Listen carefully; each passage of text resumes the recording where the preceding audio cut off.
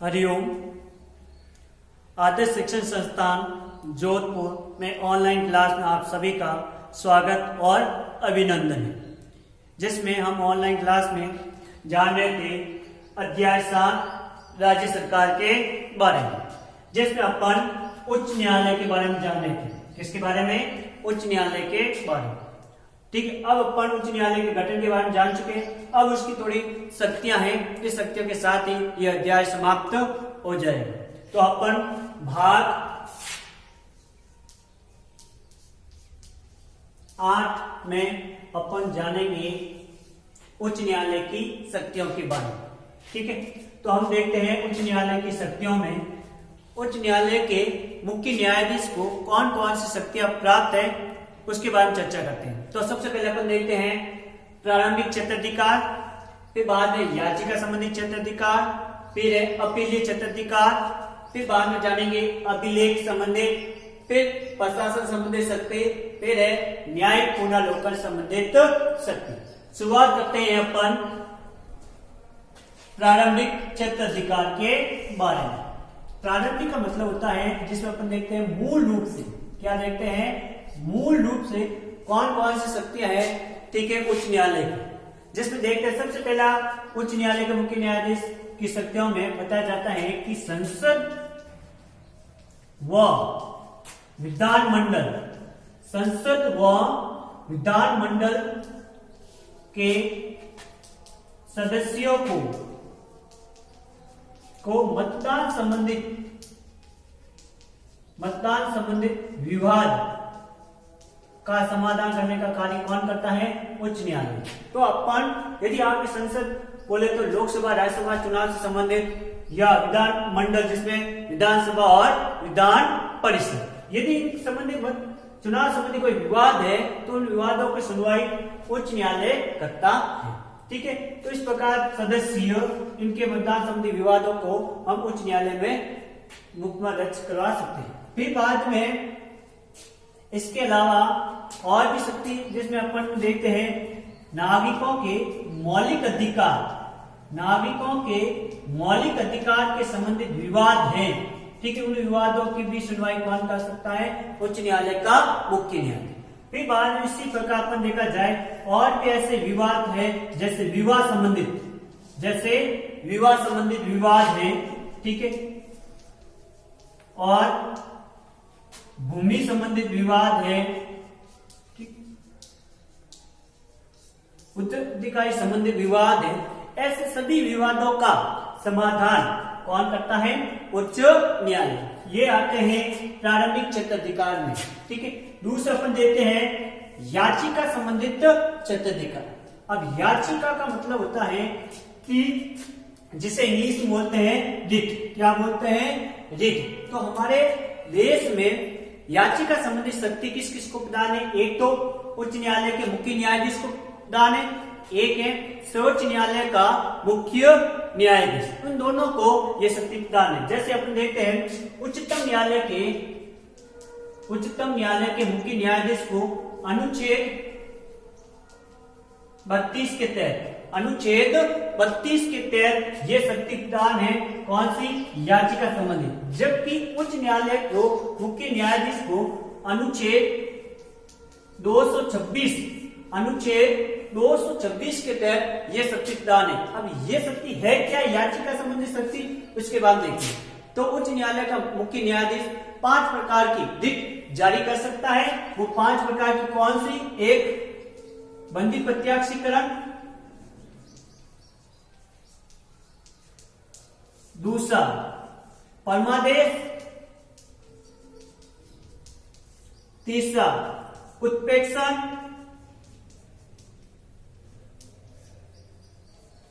चौथा है प्रतिषेध, और 5वां है अधिकार पर्चा।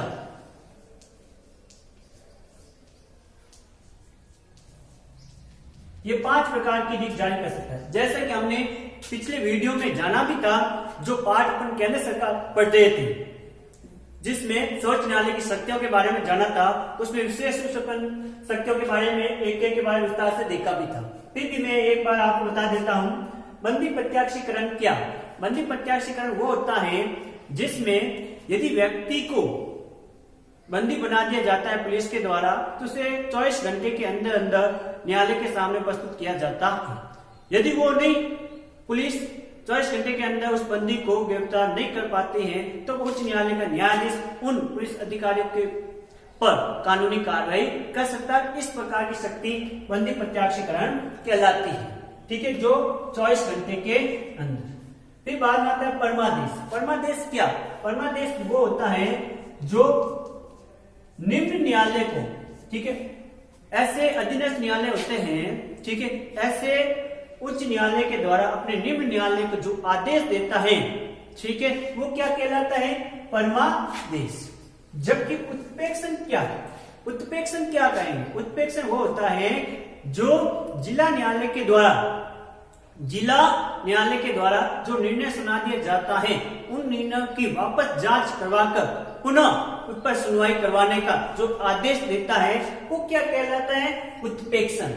फिर आता है प्रतिषेध। प्रतिषेध का मतलब होता है उच्च न्यायालय के द्वारा अपने निम्न न्यायालय जो जिला न्यायालय होते हैं, ठीक है, उन्होंने किसी प्रकार से निर्णय की सुनवाई कर रहे हैं तो उस सुनवाई को बीच में रुका सकता है। इस प्रकार का आदेश क्या कहलाता है?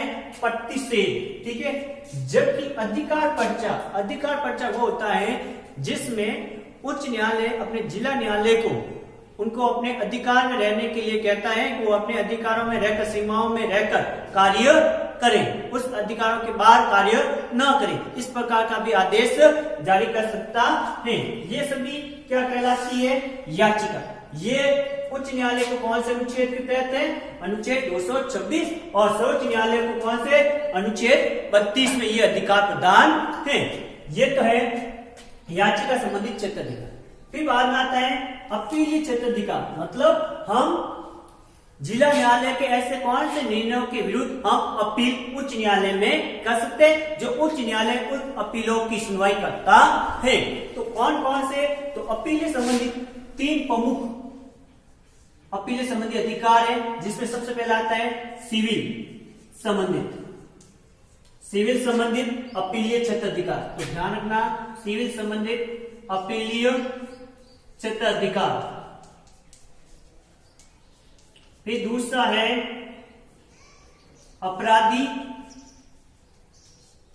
अपीलीय क्षेत्राधिकार। फिर आता है संवैधानिक अपीलीय क्षेत्र अधिकार। ये 3 पद। अब ये है क्या? सिविल अपीलीय क्षेत्राधिकार कौन कौन से? जिसमें अपन देखते हैं जैसे कर से संबंधित हो सकते हैं, ठीक है, और उपभोक्ता के वस्तु के लेन देन से संबंधित विवाद हो सकते हैं, ठीक है, इस प्रकार के उत्तराधिकारी संबंधित हो सकते हैं, ठीक है, भूमि संबंधित विवाद हो सकते हैं, विवाह संबंधित विवाद हो सकते हैं, ऐसे सभी, ठीक है, यदि जिला न्यायालय ने निर्णय सुनाए हैं उससे व्यक्ति संतुष्ट नहीं है, उन निर्णयों के विरुद्ध उच्च न्यायालय में अपील की जा सकती है। फिर बाद में आता है अपराधी संबंधित में क्या? यदि जिला न्यायालय ने अपराधी व्यक्ति को 4 वर्ष की सजा सुना दी गई, कितने वर्ष की? 4 वर्ष की सजा सुना दी गई है, तथा मृत्यु दंड की सजा सुना दी गई है, ठीक है, तो जिला न्यायालय में इस प्रकार के, ठीक है, सुनवाई के विरुद्ध आप जिला उच्च न्यायालय में जा सकते हैं, ठीक है। संवैधानिक संबंधी अपीलीय क्षेत्राधिकार, यदि संविधान की व्याख्या से संबंधित है, संविधान की व्याख्या से संबंधित विवाद है तो ना कि सीधे उच्च न्यायालय में अपील कर सकता है, उच्च न्यायालय उन अपीलों की सुनवाई करता है। ये अपील संबंधित। अब आता है अभिलेख। अभिलेख क्या? अभिलेख वो होते हैं जो उच्च न्यायालय के द्वारा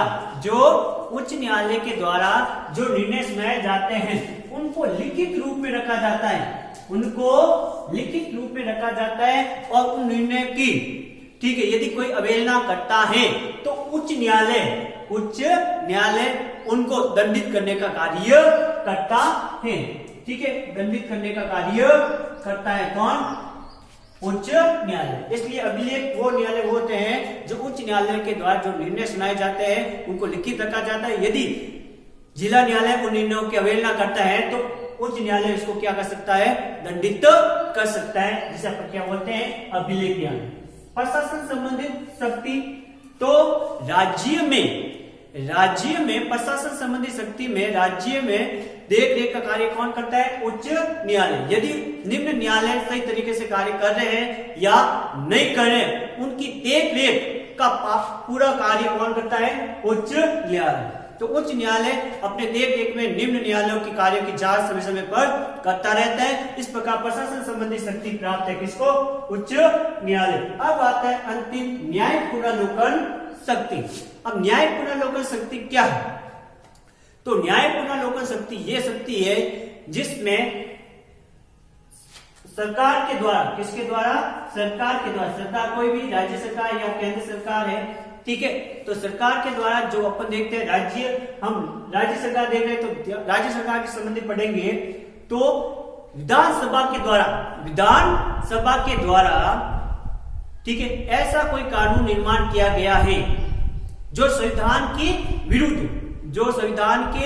विरुद्ध है, तो ऐसे कानूनों को, ठीक है, ऐसे कानूनों को रोक लगा सकता है कौन, उच्च न्यायालय। तो ध्यान रखना, विधानसभा के द्वारा ऐसे कानून जो संविधान के विरुद्ध है, यदि विधानसभा ने ऐसे कानून निर्माण किए गए हैं, उन कानूनों को रोक कौन लगा सकता है, उच्च न्यायालय। तो इस प्रकार की शक्ति को क्या कहते हैं, न्यायिक पुनर्लोकन की शक्ति। ये शक्ति हमारे संविधान में अमेरिका से प्रदान की गई है।